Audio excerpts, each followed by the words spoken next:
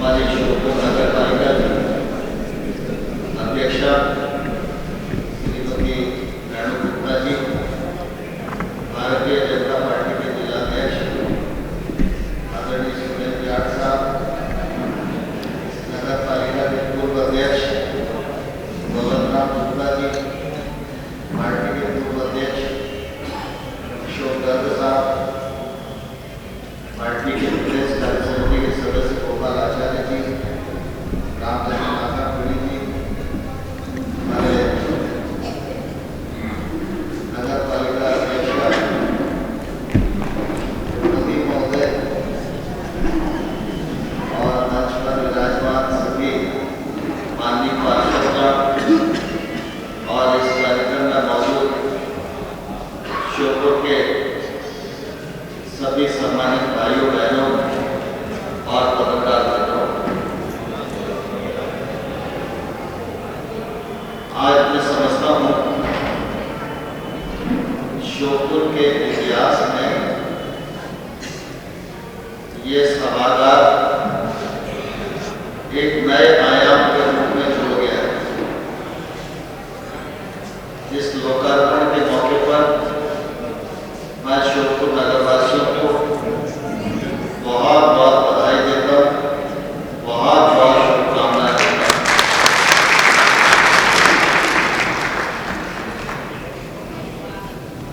श्योपुर बहुत ही खूबसूरत और प्यारा शहर है। इस क्षेत्र की ऐतिहासिकता भी है और इस क्षेत्र का अपना प्राकृतिक सौंदर्य में,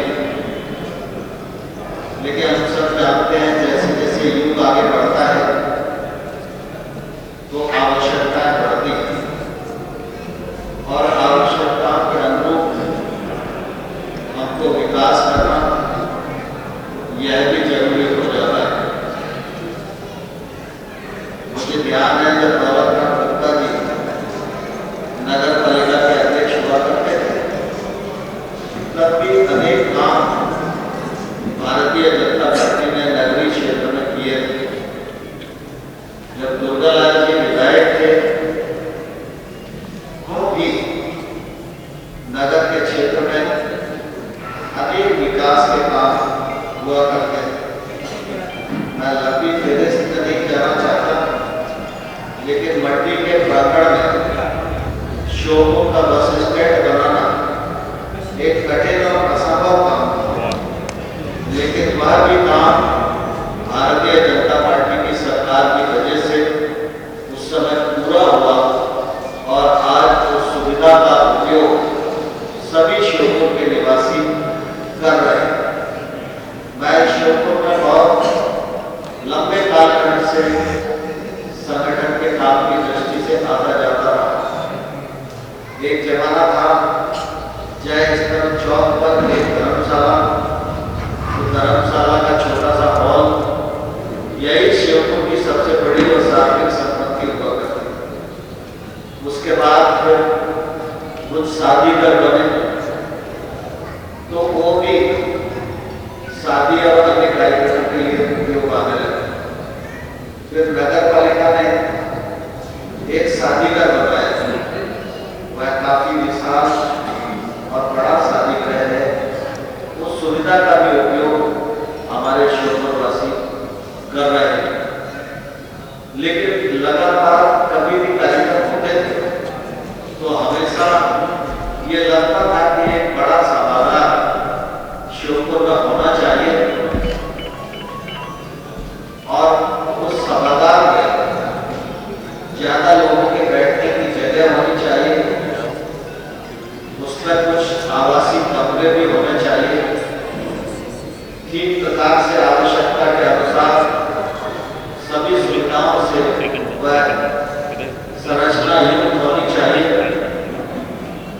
और मुझे लगता है कि उसी कल्पना से ओतप्रोत ये सभागार आज बन गया है। अब श्योपुर में बड़े से बड़ा कार्यक्रम भी बरसात के मौसम में भी, सर्दी के मौसम में भी श्योपुरवासी इसमें कर सकते हैं और इसका पूरा उपयोग श्योपुरवासियों के लिए किस प्रकार से होगा, ऐसा मुझे पूरा विश्वास है। श्योपुर की नगर पालिका बहुत ही पुरानी नगर पालिका है और इसके श्योपुर छोटा नगर था लेकिन बड़ा व्यवस्थित बसा हुआ था, लेकिन धीरे धीरे अनुशासनहीनता बढ़ी तो शहर का एक तौर से अनियोजित विकास जिसे कहना चाहिए वो प्रारंभ हुआ और उसके कारण आज भी हम कई जगह की शिकायतें सुनते रहते हैं। मकान बन गया है तो बिजली नहीं है, बिजली आ गई तो पीने का पानी नहीं है, पीने का पानी आ गया तो सीवर लाइन नहीं है।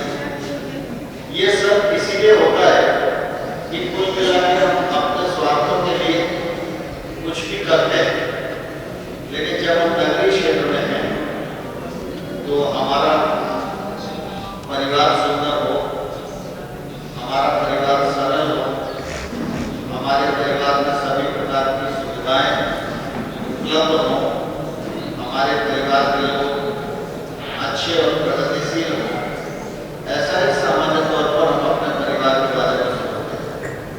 लेकिन जो परिवार के बारे में सोचते हैं वही सोच हमारा अपने मोहल्ले के बारे में करना चाहिए, वही सोच हमको अपने नगर के बारे में भी रखना चाहिए।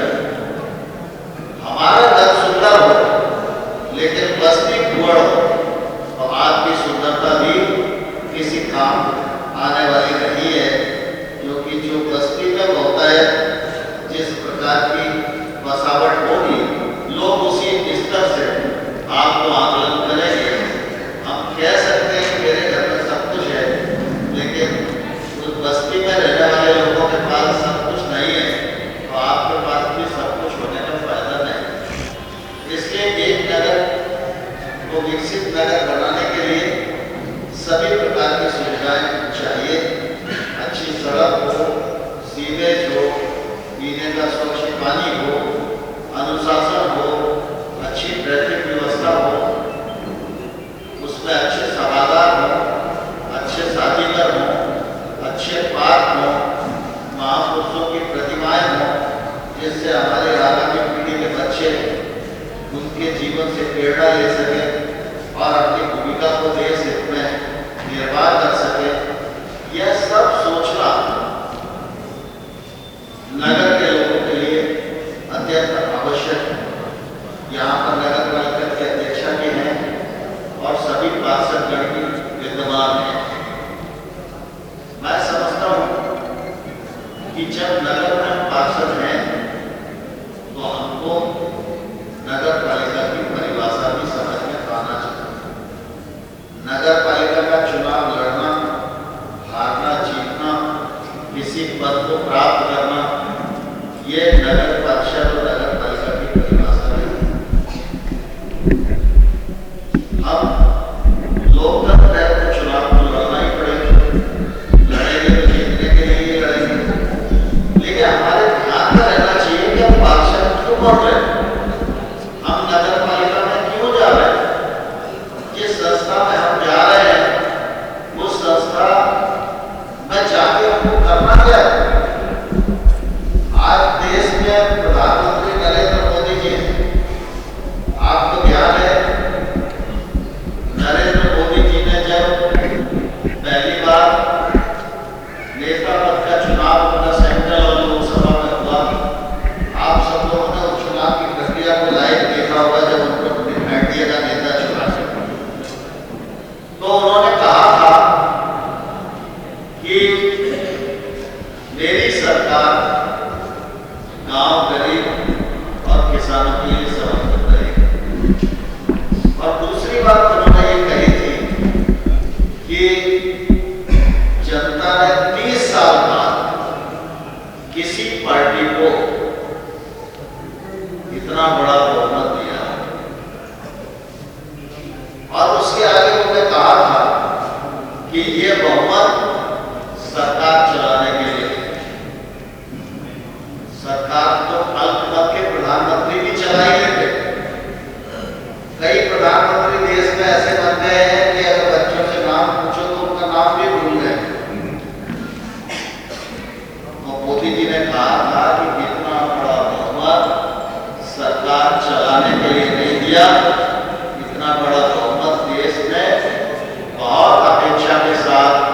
देश की तकदीर को बदलने के लिए दिया।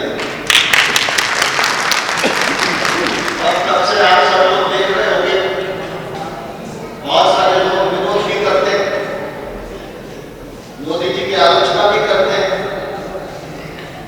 लेकिन मोदी जी बदलाव लाने में कभी भी पीछे नहीं हटते। जीएसटी आया, लोगों को बहुत दिक्कत हुई, कांग्रेस उन दिक्कतों का सामना नहीं कर पाई। जीएसटी कांग्रेस में लाना चाहती थी, मसौदा मनमोहन सिंह के समय तैयार हुआ था, लेकिन कांग्रेस दलालों के दबाव को झेल नहीं पाई और इसके कारण वो जीएसटी लाने में सफल नहीं हुआ। हम इस बात पर गौरव कर सकते हैं कि हमारे नेता ने हिम्मत की और जीएसटी को इस देश में लागू किया। कांग्रेस की सरकार के समय प्रणब मुखर्जी वित्त मंत्री थे और जब नरेंद्र मोदी देश के प्रधानमंत्री थे, उस समय प्रणब मुखर्जी देश के राष्ट्रपति थे। जिस दिन जीएसटी आया, उस दिन राष्ट्रपति जी कलकत्ता में थे। तो राष्ट्रपति प्रणब मुखर्जी ने ये कहा कि मैंने भी बहुत कोशिश की थी, लेकिन ये अच्छा काम मैं नहीं कर पाया, नरेंद्र मोदी ने करके दिखाया, इसके लिए मैं प्रधानमंत्री को बनाई। आप सोचो मतलब, नहीं तो लोग थोड़ा सा ये नाराज हो जाएगा, ये नाराज हो जाएगा, ये नाराज हो जाएगा। अब नाराज वाले तुम देखोगे तो जिंदगी में कुछ कर ही नहीं पाओ। तो अगर देश में बदलाव करना है, कुछ कड़वे घूट तो पीना पड़ेगा, और जब कड़वे घूट पीना पड़ेंगे तो कई बार अपनों के भी कड़वे घूट पीना पड़ेगा, क्योंकि जब आदमी बदलाव करना चाहता है तो सबसे पहले उसको घर में लड़ना पड़ता है। क्योंकि हम सब समाज के आते हैं, नोटबंदी हुई तो हमारे लोगों को भी तकलीफ हुई, लेकिन नोटबंदी होने के बाद लोग क्या कह रहे थे, अब तो नरेंद्र मोदी जी का खेल हो गया। ये आपने देखा, नोटबंदी के बाद चुनाव हुआ तो 282 से 303 सीटें जीतकर आज पूरे देश में जो काम चल रहा है, वो मतलब कभी भी कोई निष्पक्ष लेकर हिंदुस्तान के प्रधानमंत्रियों के कार्यकाल का विश्लेषण करेगा और ईमानदारी से लिखेगा तो वह लिखने के लिए बाध्य होगा, नरेंद्र मोदी जी का प्रधानमंत्री कार्यकाल भारत के लिए प्रधानमंत्रियों के स्वर्णिम कार्यकाल के रूप में जाना है। आज पूरी दुनिया में भारत की साख बढ़ गई कि नहीं बढ़ गई? आज भारत G20 देशों की अध्यक्षता कर रहा है कि नहीं कर रहा? ऐसे 10 संगठन है जिनकी प्रेसिडेंसी आज भारत के पास है। ये क्यों है? ये सिर्फ इसलिए है कि दुनिया के लोग जानते हैं कि भारत में एक ऐसा नेता है जो किसी की भी परवाह नहीं करता, देश के लिए बड़े से बड़े आदमी से लुआ लेकर सिर्फ भारत माता को परम वैभव के शिखर पर पहुंचाने के लिए काम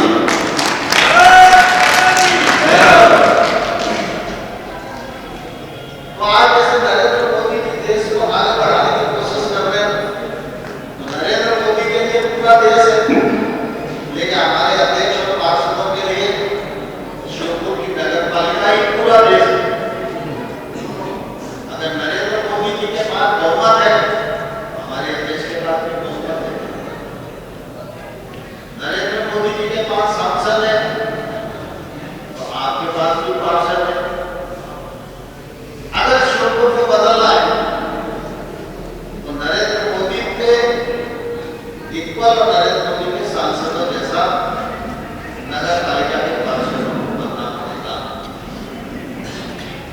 मेरे लिए बहुत सौभाग्य की बात है कि जब यहाँ लोग बैठे हैं, मैं आधे लोगों को पहले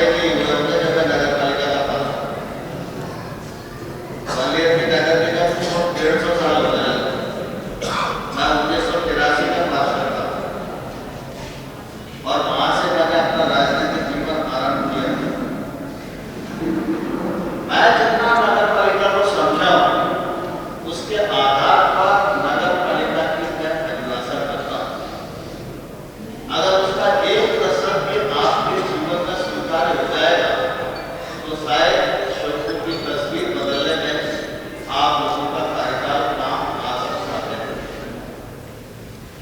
जिस प्रकार से घर में एक मां की भूमिका होती है,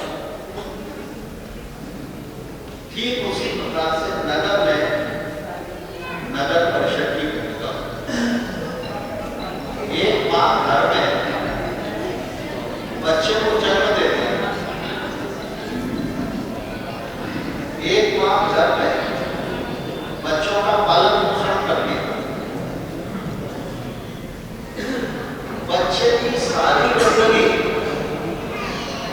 अपने आक्रोश में समेटने के लिए वो गीले में सो जाती है, बच्चे को सूखे में सो जाती है। जब एक मां घर में बच्चे के साथ